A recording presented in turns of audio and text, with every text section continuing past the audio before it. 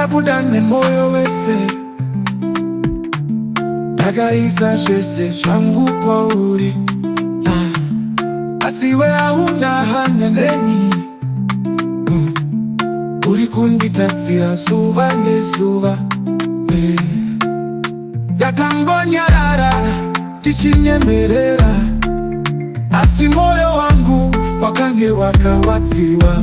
Saka ndinokumbira usandichemedza, ndikachema zvikapanda, ndikapa rudo kwangu wese kwauri. Usanditatsire tiri munhuwo, tine moyo unotwa. Usandichemedza wakati uchandichengeta,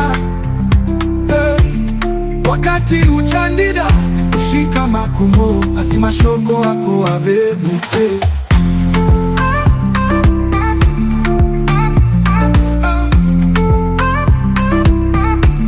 Kana usinga chati kiutse chokwadi, ndinokumbira undisiye ndisina maronda, undisiye neruremekedzo.